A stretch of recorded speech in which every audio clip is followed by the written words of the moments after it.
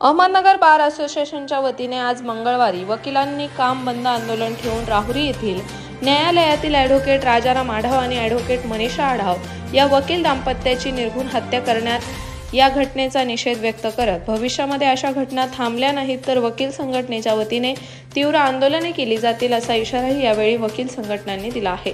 यावेळी बार असोसिएशनचे अध्यक्ष ॲडव्होकेट नरेश गुगळे, उपाध्यक्ष महेश शेडाळे, ॲडव्होकेट सतीश गुगळे, सचिव Sandeep Shelke, advocate Anita Dighe, advocate Suhas Tone, advocate Mahesh Kale, advocate Vikas Sangale, advocate Aniket Zinjurde आदी वकिलांनी सहभाग नोंदवला होता।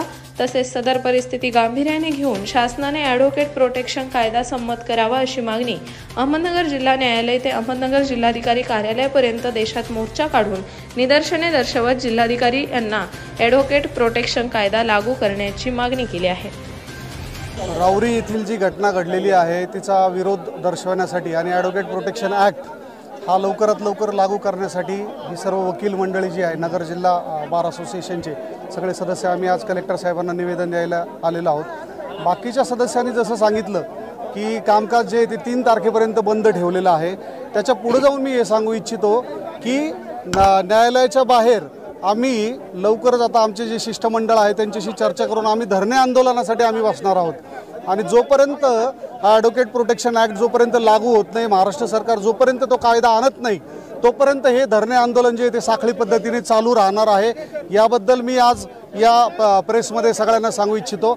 शिवाय त्यात महत्त्वाची गोष्ट अशी की जिल्ह्यामधले जेवढे वकील संघटना आहेत तालुका बारच्या त्यांनी पण या आंदोलनाला सपोर्ट जाहीर केलेला आहे। वेळेनुसार त्या संघटनेचे सदस्य पदाधिकारी येऊन हे जे धरणे आंदोलन आहे त्या आंदोलनामध्ये आमच्यामध्ये सहभागी होणार आहे आणि हे आंदोलन जे याला वाईड स्प्रेड आणि मोठ्या स्वरूपात त्याला तीव्र जन आंदोलनाचं स्वरूप देण्याचा आमचा प्रयत्न आहे। आणि हे सर्व जे चालू आहे ते आमचे वकील बंधू त्यांच्या ॲडव्होकेट प्रोटेक्शन ॲक्टसाठी आमचे हे सर्व प्रयत्न चालू आहे जोपर्यंत कायदा लागू होत नाही। नमस्कार, मी ॲडव्होकेट महेश शेडाळे, अहमदनगर बार असोसिएशनचा उपाध्यक्ष आहे।